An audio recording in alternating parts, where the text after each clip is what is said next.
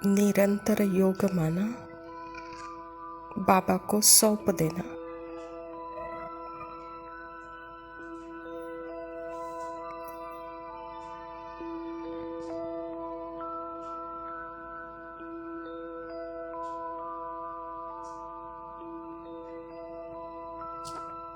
बाबा को सौंप देना माना, बाबा की दृष्टि में समा जाना।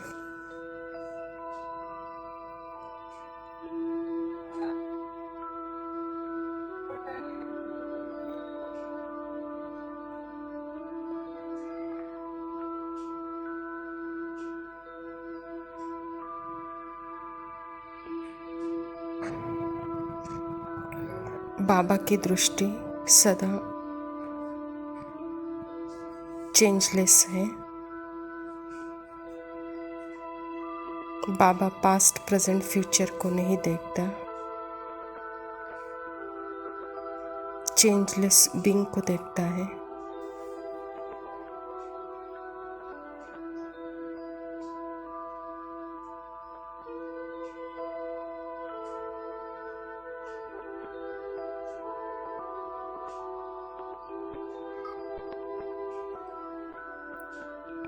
चेंजलेस बीइंग आत्मा पर भी जो भी प्रकट और गायब होता है,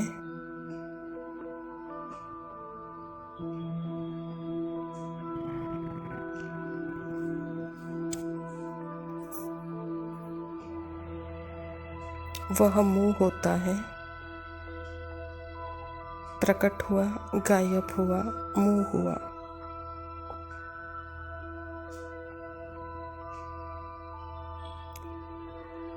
लेकिन आत्मा एवर प्रेजेंट है, निरंतर है, निरंतर है, निरंतर है। मतलब मुँह नहीं होती।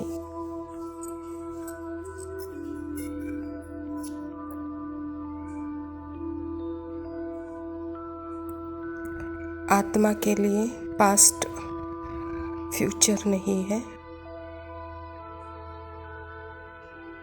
टाइमलेस आत्मा सदा नाउ में ही है, वर्तमान में ही है। अभी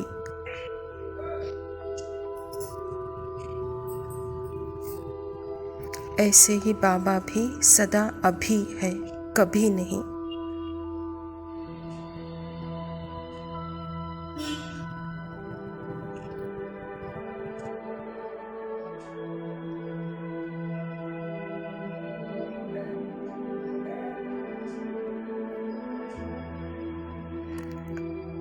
बाबा कभी पास्ट, प्रेजेंट, फ्यूचर नहीं, सदा अभी।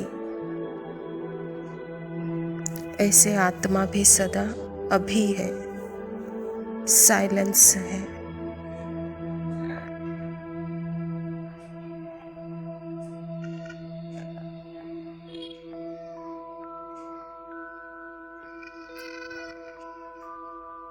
मन संकल्पों के द्वारा या संस्कारों के द्वारा पास्ट या फ्यूचर में घूम के आता है।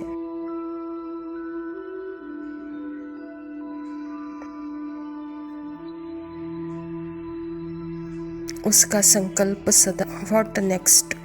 मन का संकल्प सदा व्हाट नेक्स्ट। आगे क्या, पुनः क्या, अभी क्या।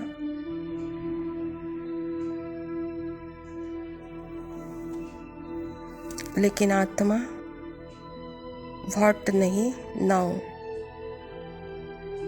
साइलेंस।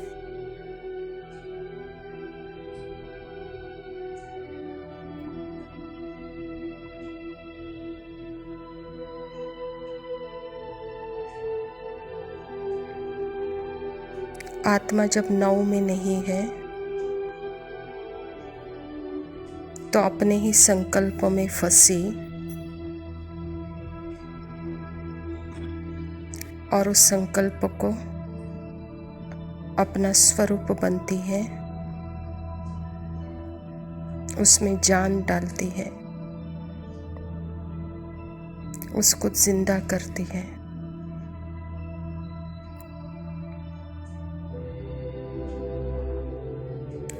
लेकिन प्रेजेंट में रहने वाली आत्मा जो भी संकल्प आते हैं उसको सिर्फ देखती है। उसका देखना ही जैसे संकल्प का मर्ज होना।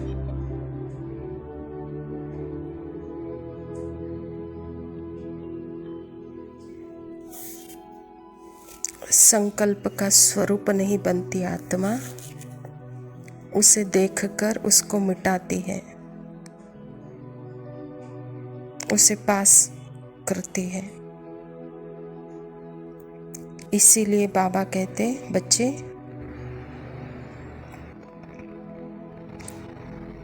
अभी नहीं तो कभी नहीं।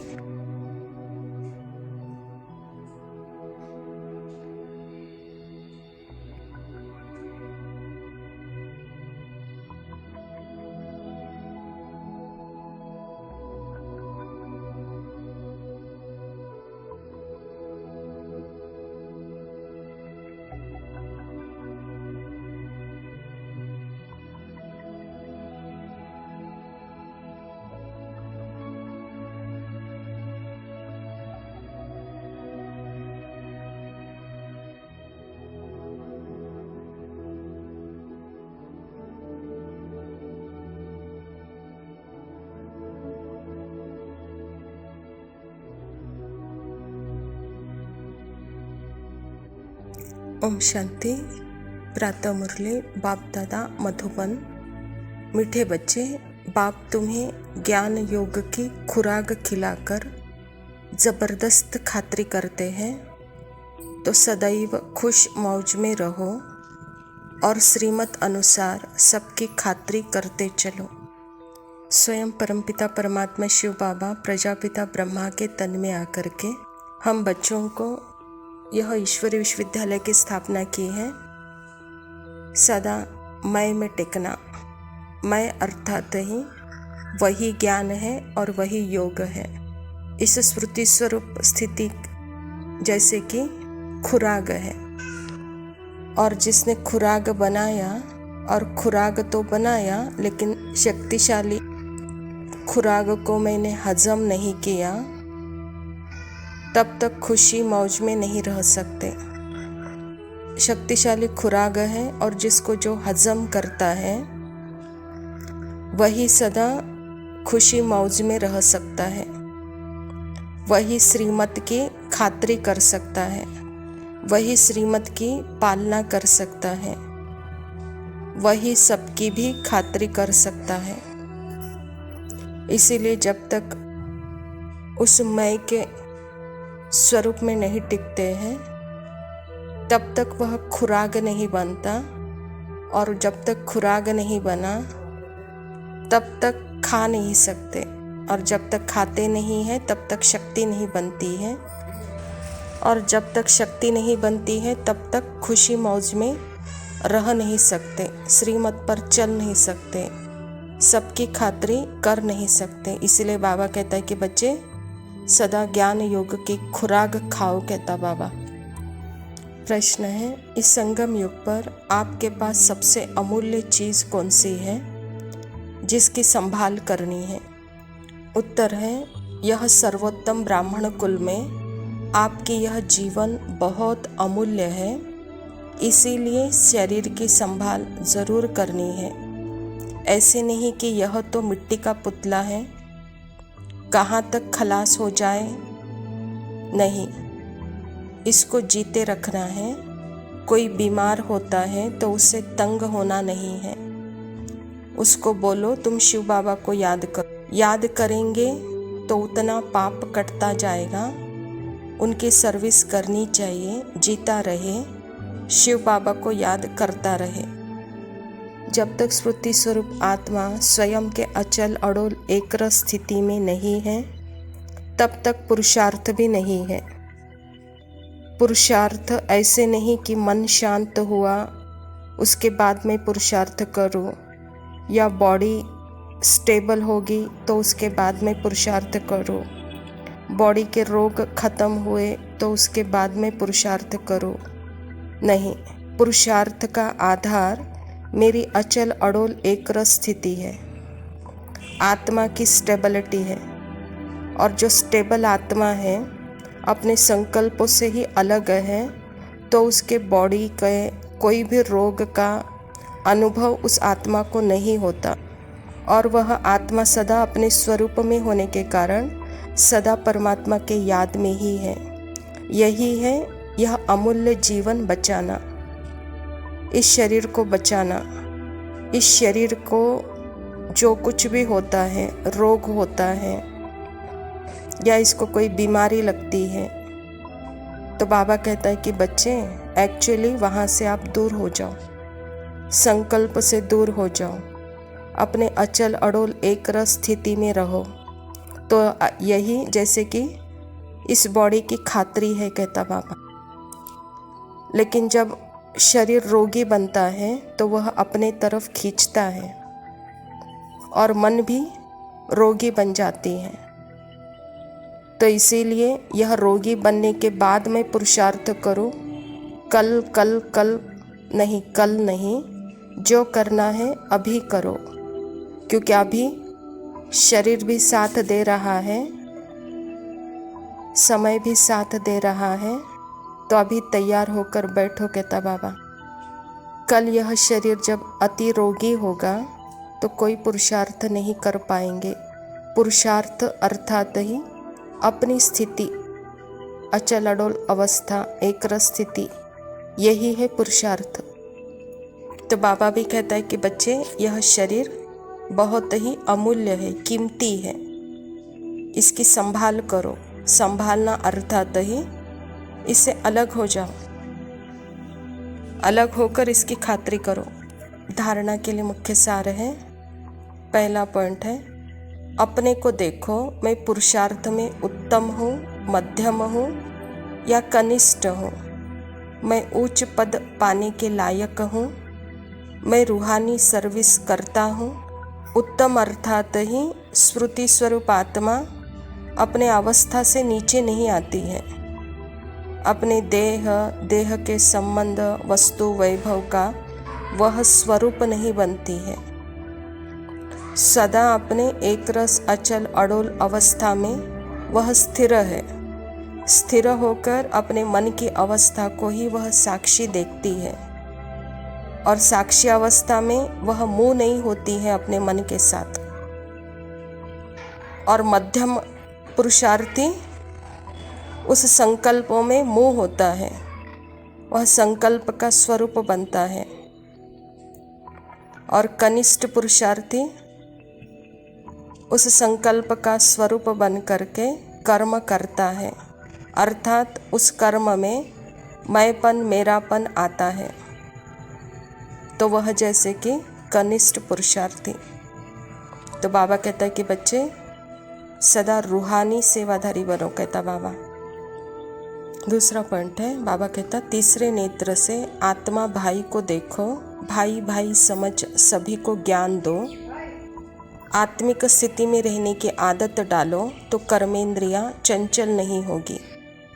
बाबा आते ही हैं हम बच्चों को स्मृति दिलाने के लिए। जो स्मृति स्वरूप आत्मा है उसमें कोई चंचलता नहीं है, वह सदा अचल अडोल एकरस है, और दूसरों को भी वही स्थिति से वह देखती है और देखकर उनको भी वही अनुभव कराती है।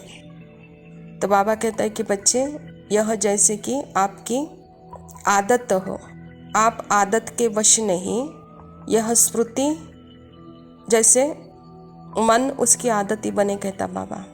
मन की चंचलता खत्म हो जाए, आत्मा का रूप देखकर मन शांत हो जाए, मन एक रस हो जाए। वरदान है, ब्रह्मा बाप समान सदा महात्याग से भी महान भाग्य बनाने वाले फरिश्ता सो विश्व महाराजन भव।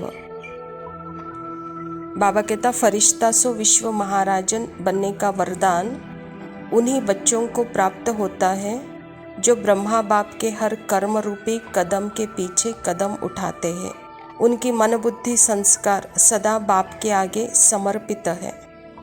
जैसे ब्रह्मा बाप ने इसी महान त्याग से महान भाग्य प्राप्त किया, अर्थात नंबर 1 संपूर्ण फरिश्ता और नंबर 1 विश्व महाराजन बने, ऐसे फॉलो फादर करने वाले बच्चे ही महान त्यागी व सर्वस्व त्यागी होंगे। संस्कार रूप से भी विकारों के वंश का भी त्याग करेंगे। बाबा कहते जैसे ब्रह्मा बाप ने महान त्याग किया, वह कौन सा त्याग किया? अपने मन बुद्धि संस्कार को ही बाप के आगे समर्पित किया।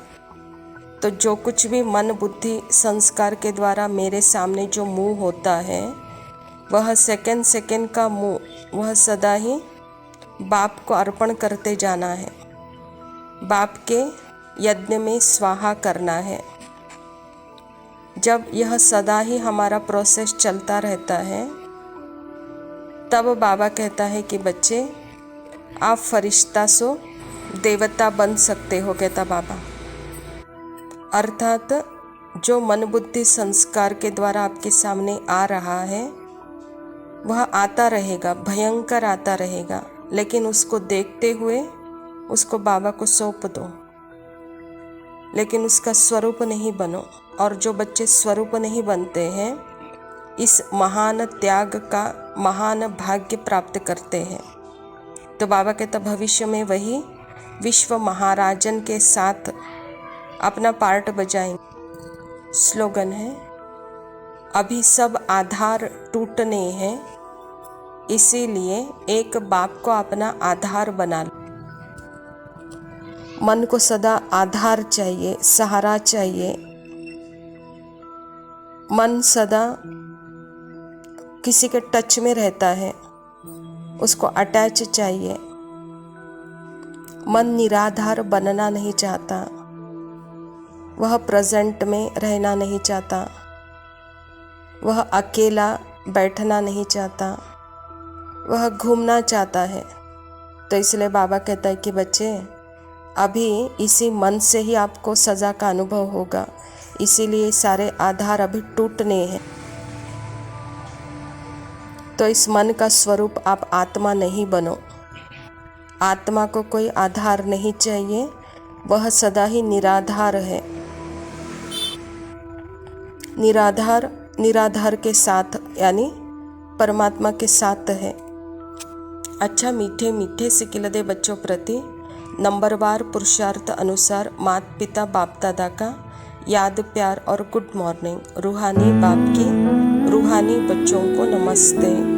हम रूहानी बच्चों की रूहानी बाप दादा को याद प्यार और नमस्ते। लव यू बाबा, शुक्रिया, ओम शांति।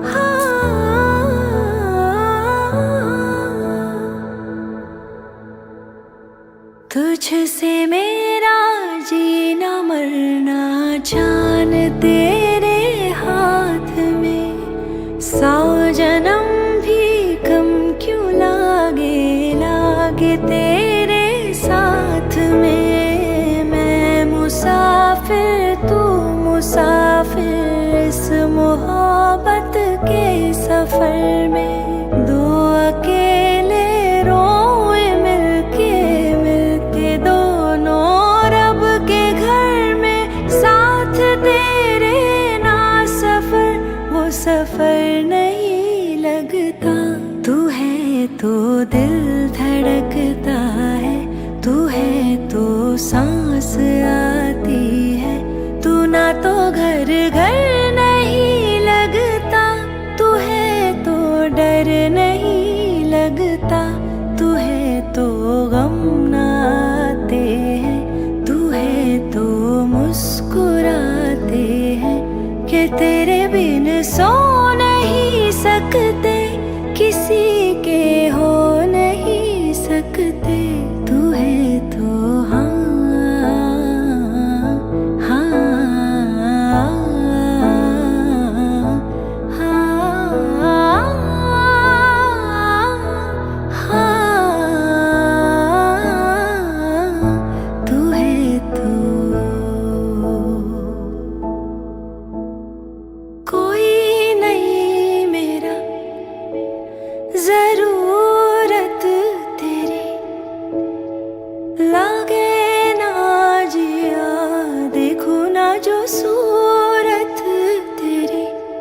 है तो दिल धड़कता है, तू है तो सांस आती है।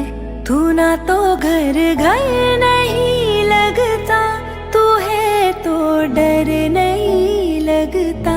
तू है तो गम न आते हैं, तू है तो मुस्कुराते हैं। कि तेरे बिन सो नहीं सकते, किसी के हो नहीं सकते। तू है तो हाँ